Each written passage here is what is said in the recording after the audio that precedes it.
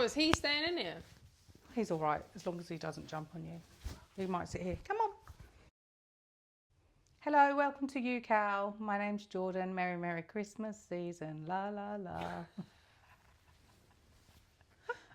Keep going. Keep This is singing. Lauren. Ho, ho, ho. Ho, ho, ho. Welcome to Christmas. You might not be watching this at Christmas time. You might discover us randomly mid-year. And if you do, then we'd say Happy Christmas in July, potentially.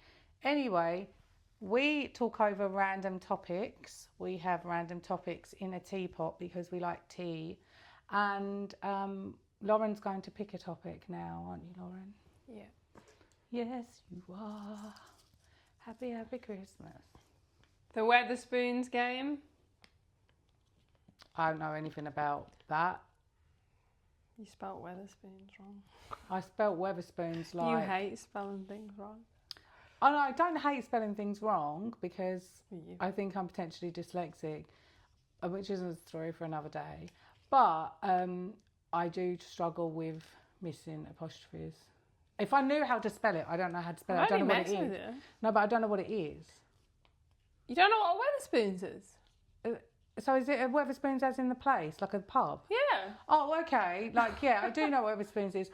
We had one at the end of our... Well, it used to be a cinema, then it changed... No, it used to be a theatre, then changed to a cinema. I can't remember. And then anyway, it turned into a Wetherspoons. I have been to a Wetherspoons. Oh, okay. I like the ones that used to be like nice buildings. Yeah, like they used to buy the buildings and then convert like them. churches and things. Yeah. So what is this game then? What is it? I just came across it on Facebook because people on my Facebook had done it, so it just popped up. You basically, if you're in a Wetherspoons, it's now like all QR codes. Oh, okay. So you don't have to go up and order. When you say you don't, when you say you don't have to go up and order, Patrick, stop. You come in and you sit down like a sensible, nice dog. Come on. Lie down. Lie down. On the pod. You can come with me. Come on. Come on. No. I don't like having to order on a QR code. I go to an establishment and I want... No, not in a kind of diva way. I want to be served. Yeah. Well, I mean... Not served. Yeah. You know? If you're going to get a tip, I expect you to actually come over. They don't give tips in Australia, do they? You don't have Is to... it not like the UK where it's You don't have optional? to... No, I don't think you have to give tips in Australia because... You don't have to in the UK. Yeah, but haven't we had this conversation when I got locked Probably. in New York for not giving a tip? No. Haven't we? No. We're going off Wetherspoons games a bit. Oh, but that's yeah, fine. so basically when we first moved to Australia, people loved us. We'd go to restaurants and we'd give like 10-20% tip or whatever, and they'd be happy when they saw us back. And we realised you don't have to give a tip here. In America, where my husband's dad lives, where we've been quite a lot, you have to give tips, right? And even when you go up to the desk, you're really annoying me, Patrick. You know, like if you buy something in the store, they often put the tax on at the counter. But when me and my friend were in New York, we got locked in. Are you sure I haven't shared this? 100% you've not told me We that. got locked in a restaurant because we didn't pay a tip. We had like one meal between us. We were skint, right? 2 models in New York. Well, you don't eat anyway, do you, mother? Well, you know, that's questionable. Anyway, we went to leave. We paid the amount of the food, went to leave. The restaurant was full and he locked the door and stood in front of the door and wouldn't let us go until we paid a tip because apparently... But legally, do you have to? I think so. I think the staff get paid with tips. They don't get paid. It's like service charge. You don't get paid with... Do you want to go out the room? So why don't they Lie just down. like Lie down. make the cost of the food more? I don't Take know. the tip thing I away. don't know how it works over there. But anyway, yeah, I think it's optional in the UK, but it's recommended for a certain amount or whatever. And then you've got different options in America, but there's a minimum you have to give in restaurants. What the absolute Oh. So tell us about the Wetherspoon thing. Yeah, so I haven't been to Wetherspoons in years. Well, I don't live in the UK, but also even when I was there, like it's somewhere you go when you're a student, you got no money. So like, yeah, so you have a table number, like, so because anyone can go on the website and just order drinks for like a table number. So what people do is they'll take a photograph of themselves and they put it on this Facebook page called the Wetherspoons Game, and they basically beg for drinks. Free drinks, basically. That's what you're doing. And then people start... Do people buy them drinks? Yeah, so they'll just be sat there and then all of a sudden drinks will be turning up and they don't know what it's going to be, so there'll be like shots, all sorts of stuff. But part of the game, do they have to like show pictures of themselves drinking it? No. So people just buy strangers drinks? Yeah. On a QR code? What do you think about that? You want to do it? No!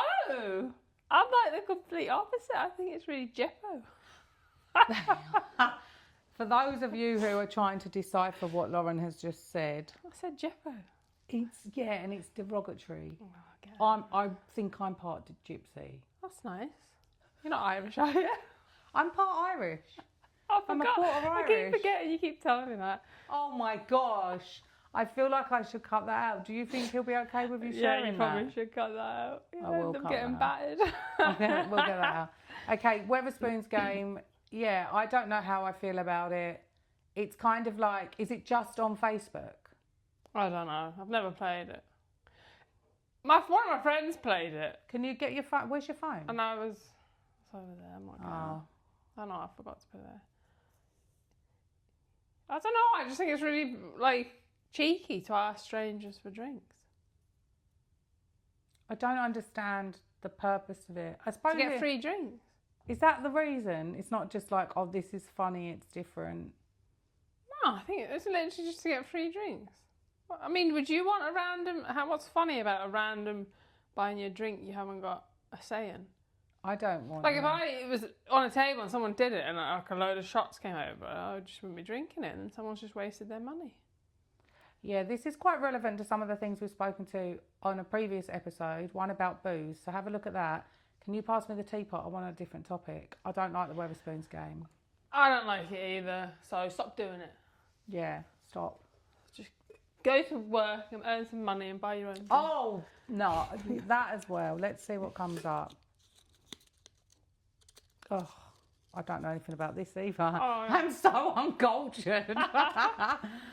Would you know pop that anything, back, mate? dear? I might not know anything about it. What is it? It's one of your topics we put in a while ago. So just to give you some context, some of these topics, like we've gone randomly weeks ago, months ago, oh, let's put that in the teapot.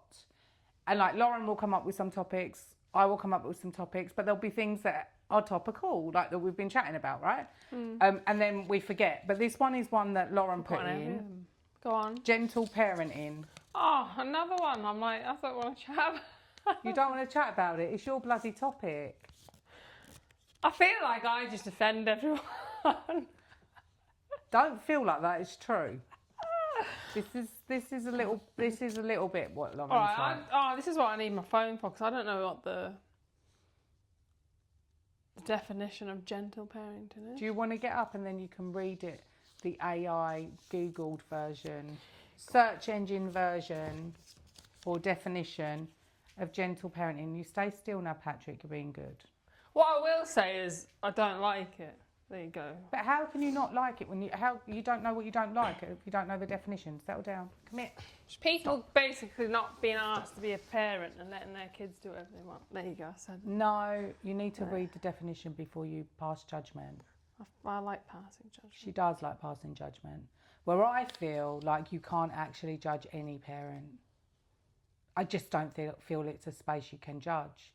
Like there are certain things that are ethical and moral, right? And there's lines of abuse. So I'm not talking about abusive parenting, right? That's not something that I'm talking about. Different topic, different time. Have experience of that. I'm not talking about it right now. I'm talking about general parenting, people doing the best they can with what they have in their whatever circumstance it is. And again, we're mainly talking about Western society because that's what we're familiar with. Yeah. We can't judge other cultures that are completely different to ours because, again, there's too many variables. I just feel it's so easy to judge another parent when none of us get it right. Or we're trying our best. That's the wrong thing to say. But at the same time, I feel like anyone that says they've never judged someone as bullshitting because you do it without even realising you're doing it. There's a difference between judgment and like analysing or being curious. You know, or kind of going, oh, I don't get why that person does that. I wouldn't do that, or that made me feel uncomfortable. Then just point blank going, she shouldn't do that or he shouldn't do that, when you don't know the context in which it's being done. You know, like I get it. I do know what you're saying. Every single human judges. That's what we do because that's how we've learnt to survive, right? We judge our situation. We judge people in front of us. What is wrong? It's your cup. Oh, it looks like it's cracked. Right, I'll read it out. It says, gentle parenting, I love the fact I'm reading this with the dodgy voice, is a respectful, connection-focused approach. See, it's making out that it's good here.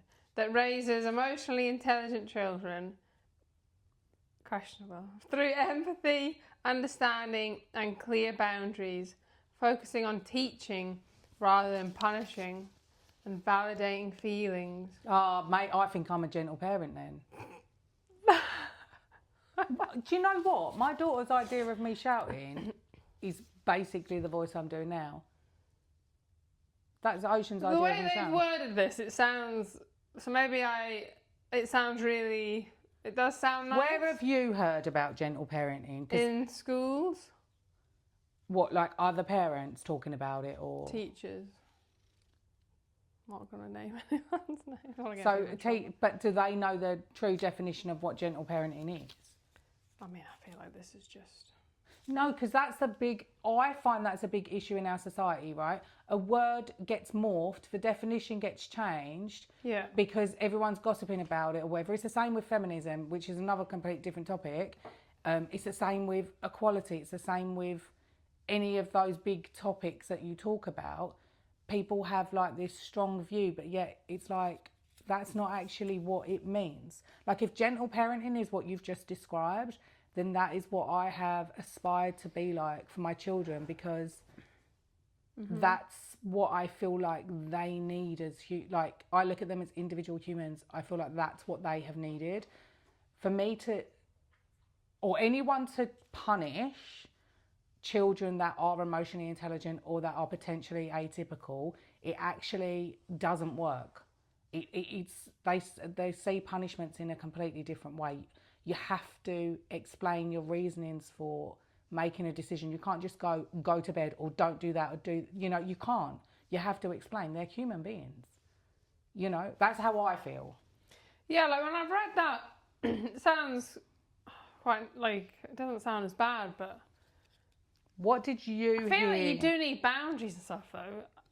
And in my view, in my head, like gentle parenting is like, they never really say no to the kid, if you know what I mean. Kid just gets to do whatever they want.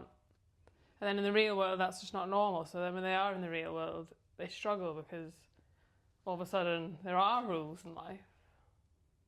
There are ethical and moral rules that we have to adhere to as human beings, but a lot of human beings don't adhere to those rules. I think if we were all decent versions of ourselves, then we wouldn't need as many rules in society. I think if we had rules as humans and we're decent versions, then we wouldn't need rules in society.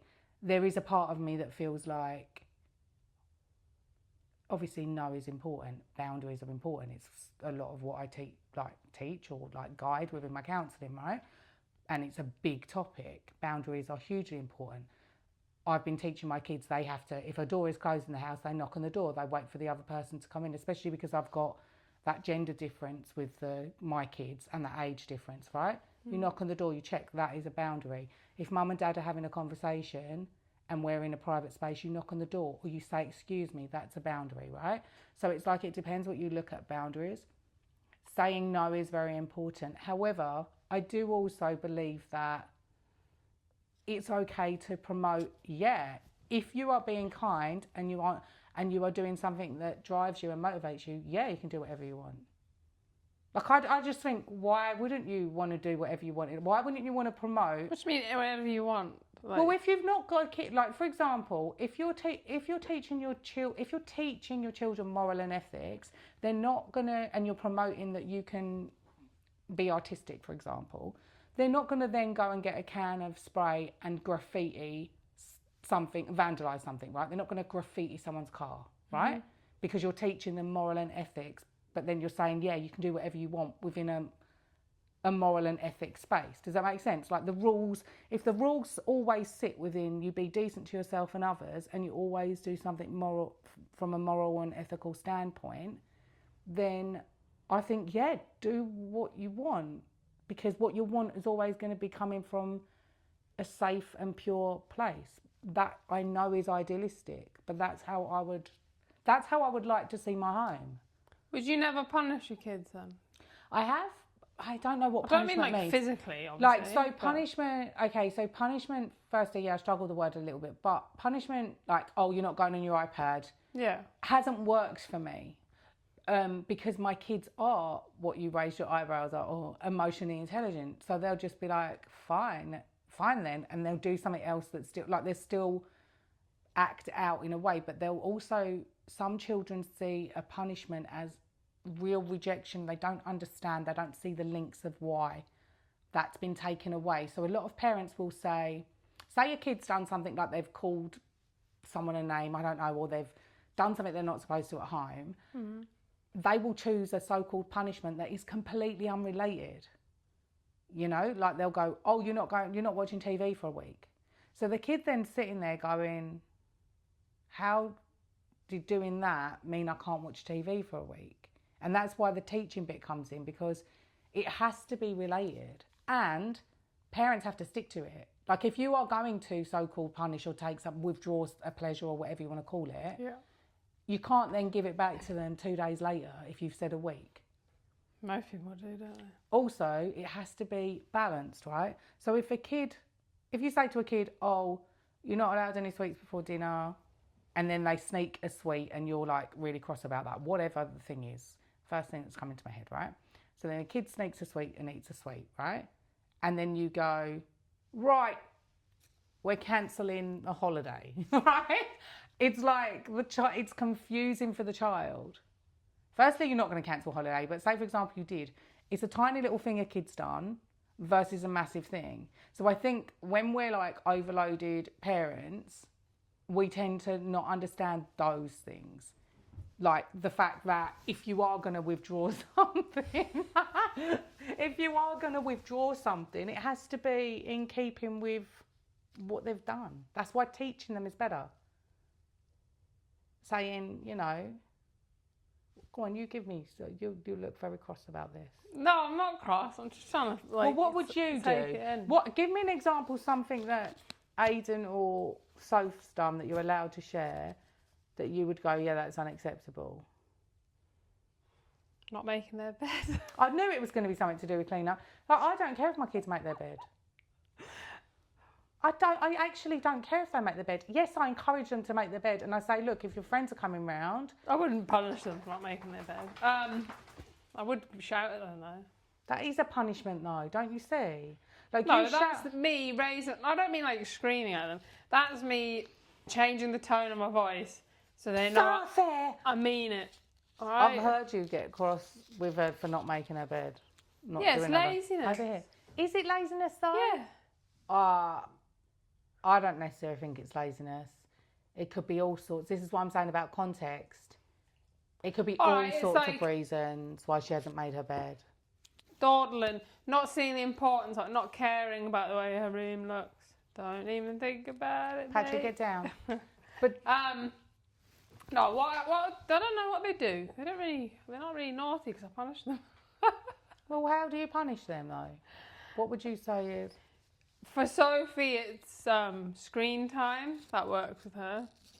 Like, she wouldn't care if I said you're not getting pocket money or whatever. She'd be like, she's not fast. think you have to learn what, you know. Yeah, because Ocean wouldn't care about screen time. She cares about she's always wants like interaction. Like she'd want to play a board game or go in the pool. She wouldn't care. She's fine. Well, let's go in the pool together. She would see it as a positive thing, and I'll be like, great, yeah. I'll do that bundle of emails tomorrow then. Yeah, so you're right. It does depend on the kid. Yeah. Aiden would be the same. I'd probably be like, you're not going on your PC. But it does get to a point, and Aiden's nearly at that age where you can't do stuff like that. Wow. Like, because my son's under my roof. Yeah, but my son's nearly 18. So he's living here. He is living here, so that's what I said Not earlier. paying rent. But they have to adhere to certain rules and stuff. So what I've done is I've encouraged him to, you know, help more. Can you cook? Can you, you know, like get involved more? Like I mean, he doesn't really do anything. The only time I get cross with him, but they're getting on a lot better now. They're getting older. But like if he's been unkind or teased Ocean, that's when I've kind of intervened and turned into like, you know, a bit of a don't do that to your sister type thing. And vice versa. If Ocean said something to Rex that's really inappropriate, I'll be like, no, it's not okay. You know? But I don't know. Maybe I am a gentle parent. Yeah, I think when I'm thinking about it, I'm thinking of extremes. Like I've literally heard parents speaking to their kids. It's like the tone that they speak. Go on then, show me. I can't do it. You know, they're like, oh, what is it? Like this one girl she was fine, and then her mom, like, she ended up with this toy, and she wouldn't, like, she would basically make the teacher speak to the toy. She wouldn't like do anything what the teacher said unless she actually, instead of saying it to the girl, she said it to the toy, and her mom was even doing it. And then she'd turn around and have a conversation fine with her mate, and I was like, okay, if I was the mom, I'd be like taking that toy off. Yeah, like I feel again it's about context, because that's not something I feel overly comfortable with. However, in that situation, the mum might be aware that the daughter might have some kind of meltdown, you know, if that's not done, and then maybe she'll talk to her when she goes home, because that's another thing. It's like Ocean generally would have a meltdown if she's hungry and doesn't realise it. Like she gets hangry. Do you get like that? Mm. Yeah. So she doesn't realise she's hungry, and then you give her the food and she'll cry and she'll say, I'm so sorry, Mum, I didn't, you know, like she didn't realise. But it's like she will, by me firstly recognising those things and those patterns, and then teaching her that about herself, means that she'll go into teen world, adult world, and go, oh, I better eat at regular times because I'm going to get stroppy and pull a meltdown, right? Yeah. And I think that's kind of the angle I'm going from. We don't know the real context. Like, you know, we're talking about judging parents. Mm. Like, we don't know the real context of that situation, do we? Yeah. It's frustrating. I wish you'd stop licking my hand. That's making me feel grossed out. Why? Does you not normally lick your hand? No. Bella's always licking me. She licks my sweat off. Oh, gosh.